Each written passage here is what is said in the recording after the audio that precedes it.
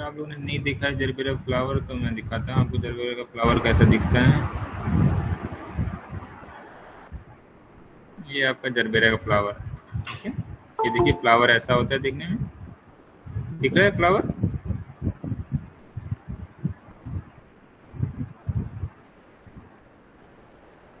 हाँ अहमद अली अबीदी, फ्लावर दिख रहा है जरबेरा का।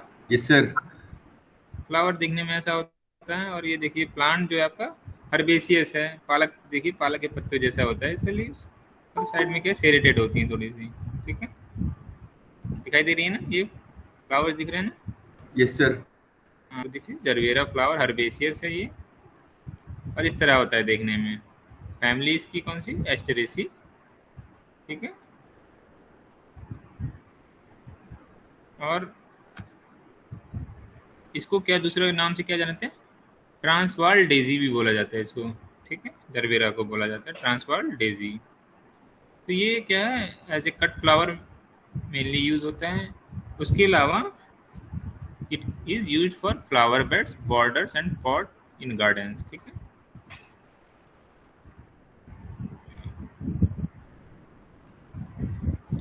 कैलिफोर्निया और फ्लोरिडा में ये क्या है, बाहर में ग्रो होता है।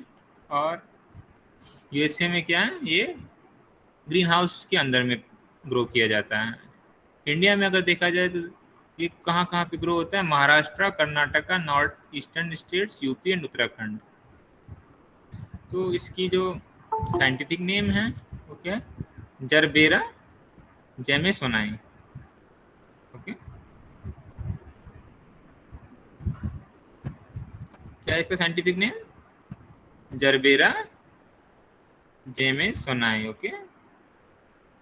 क्रोमोसोम नंबर इसका 2 50 होता है, ठीक है। एन मतलब 25। ओरिजिन इसका जो साउथ अफ्रीका का ओरिजिन है, ठीक है।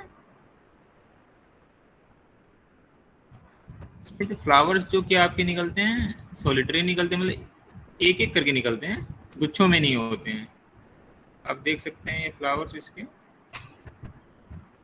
फ्लावर्स अगर देखें तो अलग अलग फ्लावर्स निकल रहे हैं, देखिए ईच स्टेम पे एक फ्लावर है सिर्फ, है ना। नीचे से एक स्टेम आ रही है उसमें एक ही फ्लावर है, तो इसको क्या बोलते हैं, सॉलिटरी फ्लावरिंग, मतलब अकेला।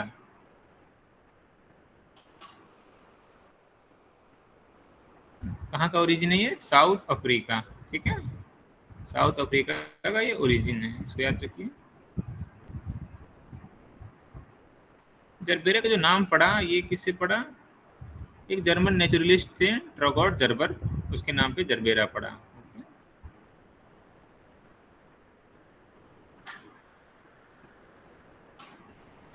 तो इसमें वेराइटियाँ अगर देखी जाए तो 5 तरह की वेराइटियाँ होती हैं। एक होती है ऑरेंज कलर की वेराइटियाँ होती हैं कुछ, उसके नाम जैसे allegro, dune, Goliath, orange, glam, सनवे।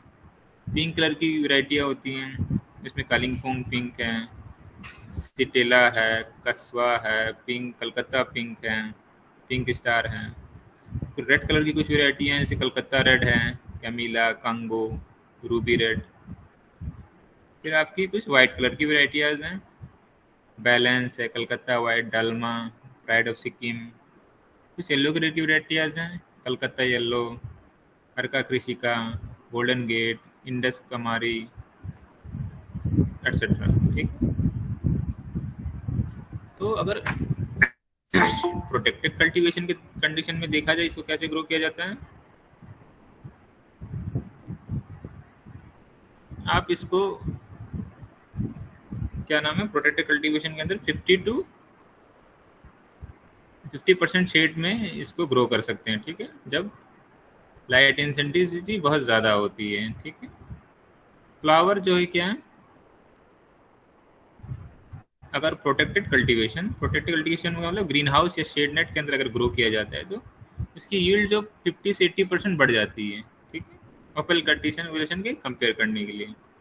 तो अगर प्रोटेक्टेड कल्टीवेशन में क्या करते हैं, इसमें कितनी लाइट की इंटेंसिटी इसकी 35,000 टू 40,000 लक्स, ठीक है, इसको चाहिए होती है। और इसमें क्या है, वाइट शेड नेट यूज होता है, ठीक है। जैसे ग्रीन शेड नेट होता है वैसे साइड वाइट शेड नेट होता है। वो कितना होता है, 50% यूज होता है आपका white shade net for growing of this crop, ठीक है।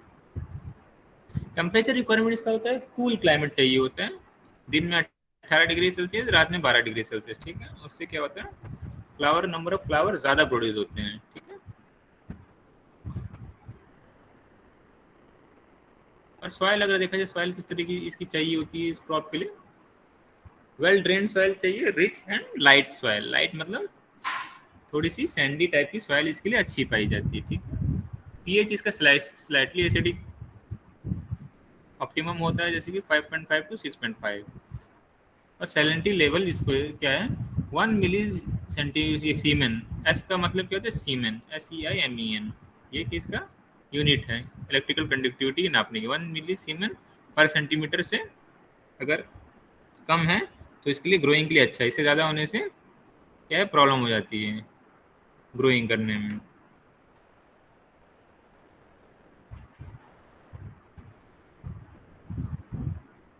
फिर आते हैं लैंड प्रिपरेशन की तरफ। तो लैंड को क्या है, प्रॉपरली पहले प्लो कर लिया जाता है 2 to 3 टाइम्स, ठीक है। जो बेड्स होते हैं वो 30 सेंटीमीटर ऊंचे कर दिए जाते हैं, रेज्ड बेड बनाते हैं इसका। और इसकी विड्थ क्या 1 से 1.2 मीटर रखते हैं, और 2 बेड के बीच में 30 सेंटीमीटर का गैप रख देते हैं, ठीक है। बेड्स में क्या नाम है आपका, फार्म यार्ड मैन्योर, सैंड और कोको क्वायर पिथ या तो पैडी हस्क 2:1:1 प्रोपोर्शन में ऐड करते हैं, ठीक है। फार्म यार्ड मैन्योर क्या है, इसकी फर्टिलिटी बढ़ाता है as well as water holding capacity. Sand जो क्या करता है इसको, सैंड इसको क्या लाइट बनाता है, सॉइल मतलब फ्राइबल होती है, हार्ड और स्टिकी नहीं हो जाती है, ठीक है। क्ले कंटेंट को कम कर देते हैं। और कोकोनट क्वायर और पॉडी हेस क्या होता है, ऐसे मल्चिंग का काम करता है, वाटर एब्जॉर्प्शन एंड कंजर्वेशन में भी हेल्प करता है, ठीक है। वो किस रेशियो में डालते हैं, 2:1:1, ठीक है। नाउ बिफोर प्लांटिंग क्या है, एक फंगस होता है, विल्ड फंगस, फाइटोप्थोरा क्रिप्टोजिया, जो कि बहुत ही क्या नाम है, क्रॉप को पूरे तरीके से ख़त्म कर देता है। इसलिए क्या करते हैं, सॉइल को हम लोग पहले स्टेरलाइज कर लेते हैं। किससे करते हैं स्टेरलाइज, फ्यूमिगेशन, अल्स्टासन सिलवॉक्स, ठीक है, ये एक केमिकल है, उससे करते हैं। 35 ml पर लीटर उसका कंसंट्रेशन होता है, और इस कंसंट्रेशन कितना 1 लीटर पर मीटर स्क्वायर डालते हैं, ठीक है, फ्यूमिगेट करने के लिए। और नेक्स्ट दिन जरबेरा हम लोग इसमें प्लांट कर सकते हैं। प्रोपेगेशन कैसी होती है इसकी, एक है डिवीजन से, एक होता है कटिंग से होता है, एक टिश्यू कल्चर से होता है, ठीक है। मोस्ट कॉमनली क्या डिवीजन होता है। नीचे क्या होते हैं, जो फ्लावर के छोटे छोटे और सकर्स आ जाते हैं, ठीक है। उसमें क्या करते हैं, सकर्स को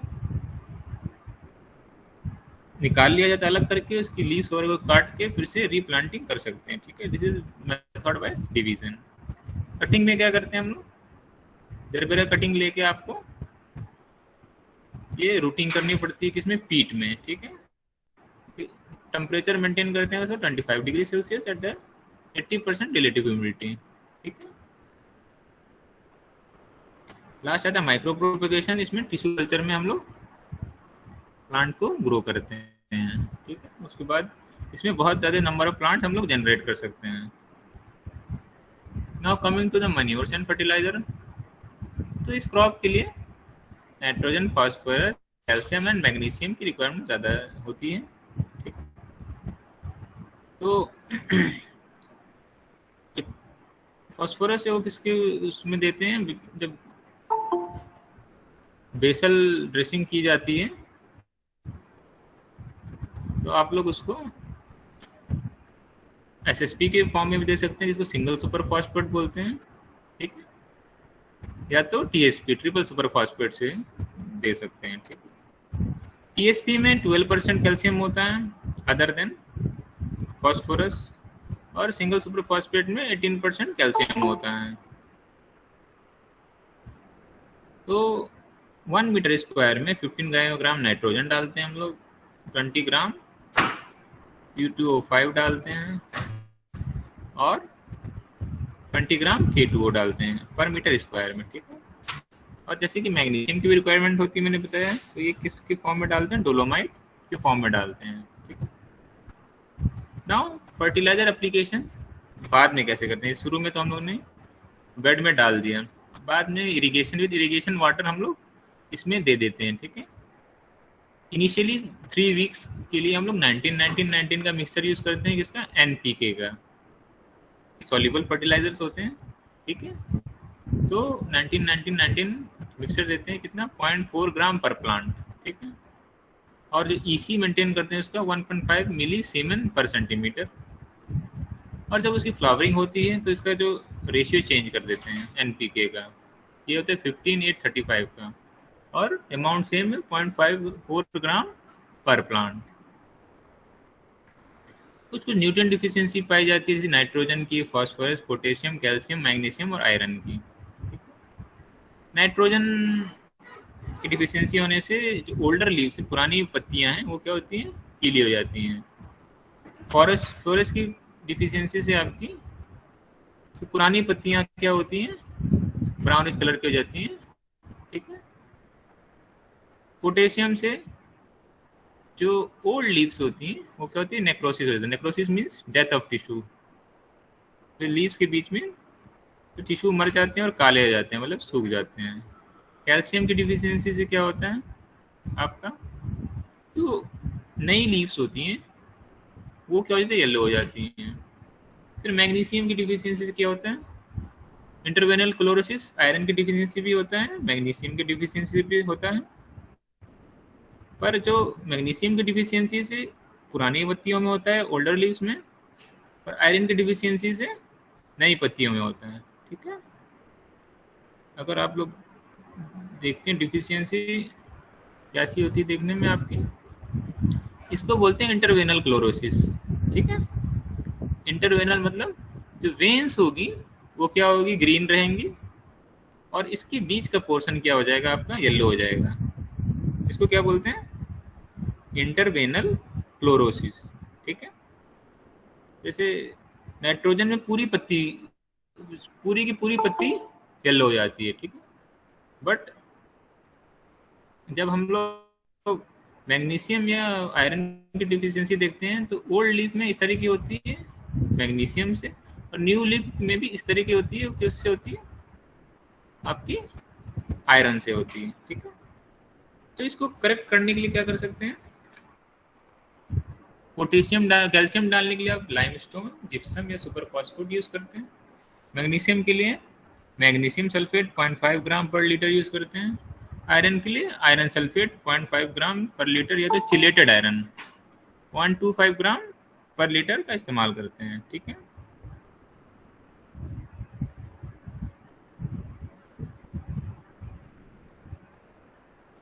now coming to the planting, ठीक है।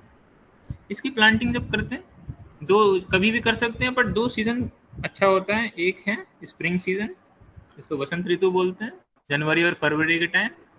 और दूसरा कब है? जून और जुलाई, ठीक है, समर सीजन के बाद। तो ये देखा गया है कि अगर जरबेरा की प्लांटिंग मई में करें, सेकेंड वीक ऑफ मई में और सेकेंड वीक ऑफ जुलाई में, तो ज़्यादा number of cut flower produce होते हैं, ठीक है। स्पेसिंग जो प्लांट टू प्लांट मेंटेन करते हैं 30 centimetre, row to row maintain करते हैं 40 सेंटीमीटर, ठीक। और जो इसकी क्राउन होता है प्लांट का, मतलब सर का, वो 1 से 2 सेंटीमीटर जमीन से ऊपर होना चाहिए। इरिगेशन के लिए जैसे कि इसका डीप रूटेड ये क्रॉप है, फिर भी इसमें इरिगेशन प्रॉपरली चाहिए होती है। एक प्लांट को 300 से 700 ml पर प्लांट पर डे पानी की रिक्वायरमेंट होती है। Now coming to the cultural operations, इसमें क्या है? वीड कंट्रोल कैसे करते हैं? 2 से 3 हैंड वीडिंग करते हैं, मतलब हाथ से वीड्स को निकालते हैं विद द हेल्प ऑफ खुरपा। और उसके बाद क्या है? केमिकल्स यूज कर सकते हैं, जैसे ट्राईफ्लूरलिन है, नाइट्रोफेन है, डाइफिनामिड है, ठीक है। 1 डे ऑफ ट्रांसप्लांटिंग यूज कर सकते हैं, जिससे कि वीट की पॉपुलेशन कम हो जाती है। इंसेक्ट पेस्ट में देखा जाए कौन कौन से? व्हाइट फ्लाई है, इसमें लीफ माइनर है, माइट्स और एफिड है। फंगल डिजीज में क्राउन रॉट है, रूट रॉट है, एंथ्रेक्नोज है, ब्लॉसम ब्लाइट है, पाउडरी मिल्ड्यू है। बैक्टीरियल डिजीज में बैक्टीरियल ब्राइट है। और फिजियोलॉजिकल डिसऑर्डर एक होता है इसमें प्री हार्वेस्ट स्टेम ब्रेक, मतलब कि हार्वेस्ट करने से पहले स्टेम क्या हो जाती है, टूट जाती है। ठीक है,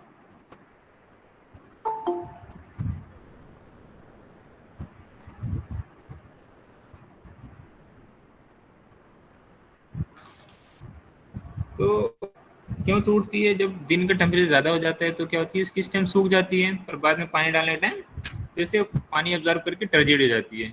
इससे क्या हो जाता है, वो थोड़ी सी हार्ड हो जाती है, फिर इजिली क्रैक हो जाती है। ठीक है, एक होता है pre mature flowering wilt. Harvesting कब करते हैं इसका? हार्वेस्टिंग जब जो फ्लावर्स होते हैं when fully open and disfloresced in the two outer rows shed pollen। ठीक है, पोस्ट हार्वेस्ट मैनेजमेंट में क्या करते हैं, जब कट फ्लावर्स होते हैं उसको क्या करते हैं,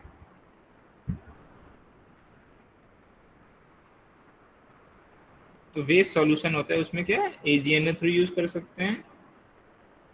AgNO3 के सिल्वर नाइट्रेट 20 to 30 mg पर लीटर यूज करते हैं, और सुक्रोज यूज करते हैं 3 to 6%। ये इसमें इस्तेमाल किया जा सकता है। Okay,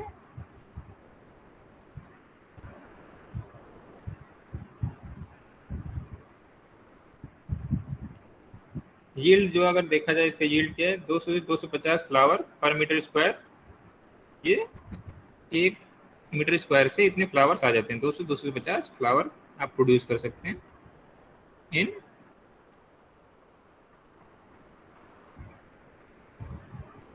1 year.